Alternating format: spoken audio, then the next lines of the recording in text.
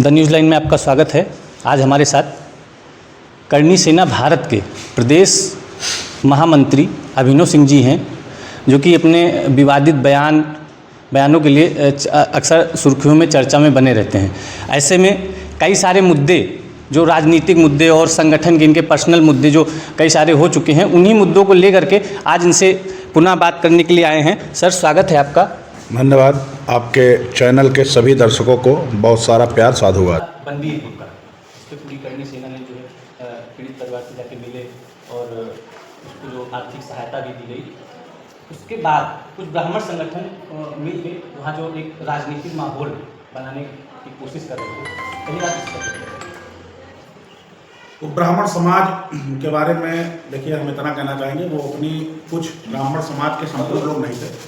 कुछ ऐसे उग्र लोग थे, कुछ ऐसे सामंतवादी लोग थे जो संतोष दुबे के ऊपर बंदूक रख के चला रहे थे अपनी राजनीतिक रोटियां सेक रहे। पूरे ब्राह्मण समाज को एक आदमी की वजह से दोष नहीं दिया जा सकता। करणी सेना ने भी 90% ब्राह्मण आज भी हमारे साथ काम कर रहे हैं, कंधे से कंधा मिला के हमारे हर काम में कार्यरत हैं। न्याय अन्याय की लड़ाई हमारे साथ लड़ रहे हैं। ये अकेले संतोष दुबे का बयान है। ऐसे लोग राजनीतिक स्टंट, पब्लिक उपलब्धि पाने के लिए क्षत्रियों को अनर्गल बोलना, ये शोभा नहीं देता है। ब्राह्मण, हम लोग तो राजपूत हैं, हम लोगों को तो 36 कौम की बातें बताई जाती है कि आप 36 कौम को साथ में लेके चलिए। गौ स्त्री ब्राह्मण हमारे लिए हमेशा पूजनीय रहा, हमने उनकी पूजा की। लेकिन संतोष दुबे जी ये बतावें कि क्षत्रिय के अलावा ब्राह्मणों की सबसे ज्यादा इस धरती पर इज्जत कौन करता है? क्या उन्होंने हमारी माँ बहन को गाली देके उनको कौन सा मेडल मिलना चाहिए? क्या मेडल उनको मिल जाएगा? ये उनका पर्सनल बयान है, उनकी बयान को उनकी ही भाषा में जवाब दिया जाएगा। इसमें किसी भी प्रकार की रियायत नहीं है। यह मामला बिल्कुल साफ कर दूं, अगर वो सार्वजनिक तौर पर बोले हैं, सार्वजनिक तौर पर माफी मांग लेंगे तो क्षत्रियों का हृदय है, उनको माफ कर दिया जाएगा। लेकिन अगर दिखाएंगे तो कब तक नहीं मिलोगे? आज नहीं मिलोगे, 10 दिन बाद नहीं मिलोगे, 10 महीने में नहीं मिलोगे। जिस दिन मिलोगे तुमको तुम्हारे बयान के साथ फलीभूत कर देंगे। एक वीडियो उनका वायरल हुआ था जिसमें वो माफी मांगते हुए देखे गए। वो फर्जी है। तुम सोशल मीडिया पे आके पूरे समाज की माँ बहन कर दो और उसके बाद तुम माफी मांग लो। मत भूलिए, पुरुषोत्तम रूपाला ने चुनाव के पहले एक बयान दिया था, 400 सीटों से बीजेपी समझ के 200 सीटों पे आ गई थी। तो ये संतोष दुबे कुकुर मुक्ता, इसकी कोई औकात नहीं है। ये जहां रह रहा है वहां के क्षत्रिय इसको जवाब दे देंगे, बाहर के क्षत्रियों की जरूरत ही नहीं पड़ेगी। इसको इसकी भाषा में समझाया जाएगा, ये भी हम लोगों का कर्तव्य है। और दादा, अभी ये आपके दरियाबाद में एक मामला सामने आया है। सोशल मीडिया पे किसी ने एक पोस्ट डाली है अयोध्या को लेकर के, जिसको लेकर के करणी सेना और किसान यूनियन संगठन में जो तनाव उत्पन्न हो रहा है, उसको लेकर आप क्या कहेंगे? देखिए, ये इनकी पहली पोस्ट नहीं है। एक किसान नेता है, अपने आप को किसान नेता क्या कहते हैं। आजकल तो एक ट्रेंड चल चुका है कि तुमको धनुगाही करनी हो, तुमको पैसा इकट्ठा करना हो, कोई संगठन ज्वाइन कर लो, आ जाओ। थाने की दलाली, तहसील की दलाली, किसी को धमकाना, किसी वन विभाग के अधिकारी को धमकाना, उनसे पैसा लेना, ये धनुगाही का अड्डा बन चुका है। आप सब कुछ करिए, हमारा कोई विरोध नहीं। लेकिन अगर आप धर्म के बारे में गलत बोले तो मैंने 100 बार कहा, मेरा जूता बिल्कुल तैयार है। उसके लिए कानून के संविधान में जो भी धाराएं लिखी है वो मेरे ऊपर बिल्कुल लगाइए। लेकिन धर्म के खिलाफ, राजपूतों को गाली देना, सर्व समाज में तुमको द्वेष की भावना फैलाना, तो तुमको जिस भाषा में बोलोगे, जहां बोलोगे, 150 जूता मारूंगा। ये भी मेरा कर्तव्य है। इसके लिए हम बताएं ना, हमको फांसी चढ़ाओ, हम चढ़ने के लिए तैयार हैं। हम गाली खाने के लिए थोड़ी ना जन्मे भाई। क्षत्रिय कुल में जन्मे, सब कुछ भारत को हमने दिया और तुम हमारे समाज को गाली दो। तो ये खून में अभी भी कोई ऐसा जना नहीं है जो इस खून की गर्मी नाप सके। कोई पैमाना नहीं बना भारत में क्षत्रियों का खून। मामला था एक शांति दूषण करके, उन्होंने एक अपनी फेसबुक आईडी पे पोस्ट किया है कि अयोध्या नगरी जो है वो काल्पनिक है, उसको विक्रमादित्य ने बसाई है, राम जी काल्पनिक हैं। इसको जस्टिफाई ये करेंगे, ये चूतिया इसको जस्टिफाई करेगा? सुप्रीम कोर्ट से बड़ा इस भारत में कुछ है? उसने जस्टिफाई किया कि राम अयोध्या में थे, वहां जन्मे, मंदिर बन गया। इनकी क्या औकात है? ये केवल जूते के भूखे हैं। हिंदू धर्म के बारे में कोई बोले, जाति के बारे में कोई बोल दे, क्षत्रियों को कोई गाली दे दे, कोई जवाब नहीं दे रहा। इसके लिए सिर्फ एक संगठन सामने आ रहा, करणी सेना, उस पर भी लोग उंगली उठा रहे हैं। तो देखिए, उंगली जिसको उठाना वो उठाए। मैं सीधी सी बात कहता हूं, मैं किसी को छेड़ने नहीं जाता, जो छेड़ देगा उसको छोड़ूंगा नहीं। कोई हमारे धर्म के बारे में बोले, इतना कमजोर नहीं है हम कि हम बातें बर्दाश्त कर लें, बिल्कुल नहीं करेंगे। आपने जवाबी कार्रवाई में सुनने में आया थाने का घेराव, थाने का घेराव करणी सेना ने किया, थाने का घेराव किया गया, ज्ञापन दिया गया। इंस्पेक्टर ने उनको फ़ोन करके थाने बुलाया, वो जाएं इंस्पेक्टर के सामने सार्वजनिक तौर पर माफ़ी मांग ले कि हमारे मुंह से गलती हो गई, हमने गलत कहा। राम को काल्पनिक कहने वाले भारत में 376 नमूने आपको मिल जाएंगे। इन हरामखोरों को जिस दिन पटक के पीटना शुरू हो जाएगा, ये राम के ऊपर सवाल उठाना बंद कर देंगे। दादा, एक बहुत अहम सवाल है, चूँकि आप क्षत्रिय नेता भी हैं। अखिलेश यादव जी का एक बयान आपने सुना होगा, जो है सामान्य वर्ग को लेकर के टिप्पणियाँ कर रहे हैं, तो उस पर आपकी क्या प्रतिक्रिया है? क्या मैं अखिलेश यादव जी से कहना चाहूँगा, बड़े अच्छे नेता हैं आप और अच्छे परिवार से रहे, लेकिन कुछ जो बैकग्राउंड होता है आदमी का वो भी चेक कर लेना चाहिए। उनके पिताजी हमेशा अल्पसंख्यकों को अपना वोट बैंक माने, यही हाल अखिलेश जी का है। इनको जो प्रेम किसी एक विशेष जाति का लगा है ना, ये ले डूबेगा। और दूसरी चीज, उच्च जाति के लोग अच्छे कर्म से पैदा होते, आरक्षण से नहीं पैदा होते। हमारे बाप दादा ने वो कर्म किया है कि आज लोग राजपूत बनने के लिए तरस रहे हैं। और अखिलेश यादव, एक चीज आपको और बता दूं, अच्छे नेता हैं, अच्छे मुख्यमंत्री रहे आप सूबे के, आपके लिए भारत में रहने वाली संपूर्ण जातियां बराबर होनी चाहिए। अगड़े और पिछड़े की राजनीति बंद कर दीजिए, वरना जिंदगी में दोबारा मुख्यमंत्री की कुर्सी पर आसीन नहीं हो पाओगे।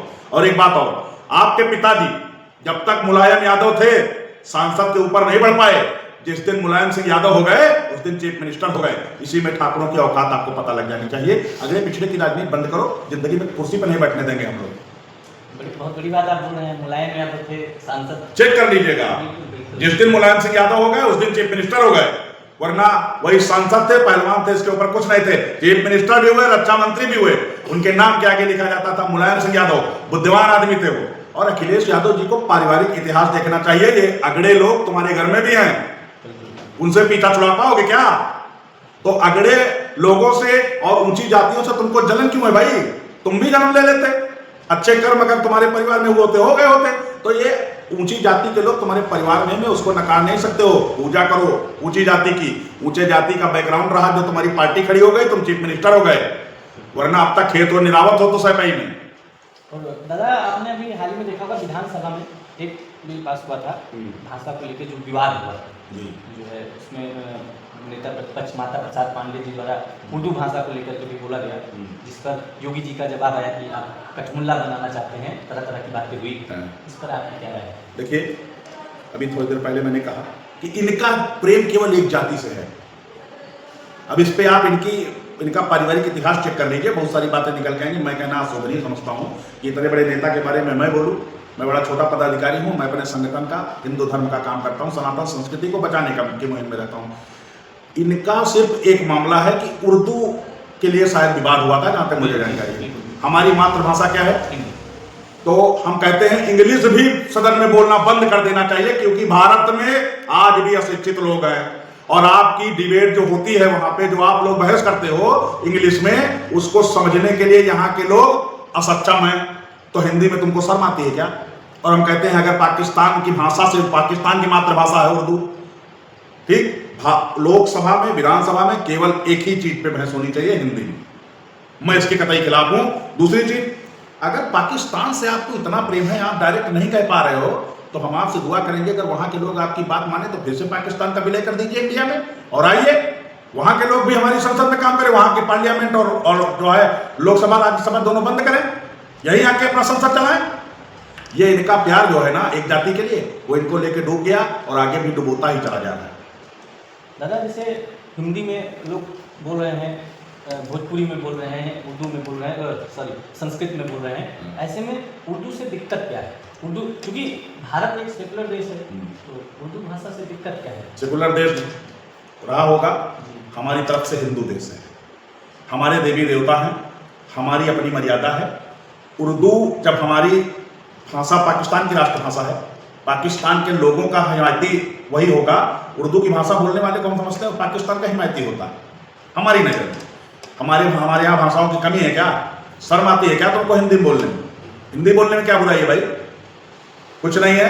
योगी जी के बिल्कुल सही बयान है, वो जो सोच रहे हैं वो सही सोच रहे हैं। हम आप विधानसभा में खड़े होकर इस तरह की ओछी बातें करते हैं, चाहे वो माता प्रसाद पांडे हों, चाहे अखिलेश यादव जी हों।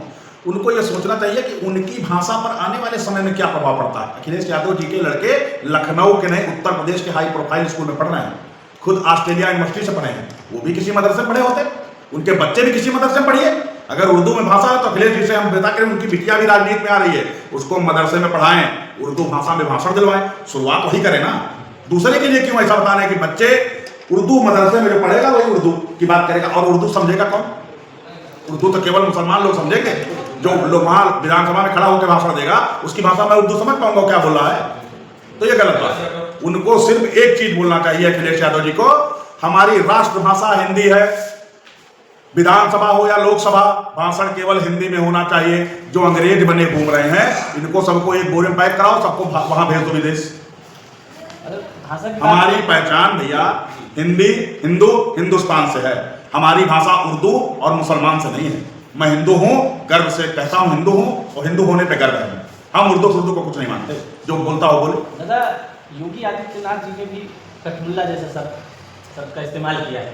तो एक मुख्यमंत्री के लिए ऐसी भाषा आपको, मुख्यमंत्री की कुछ व्यक्तिगत भावनाएं भी होती हैं। हमारा मुख्यमंत्री गर्व से कहता कि हम हिंदू हैं।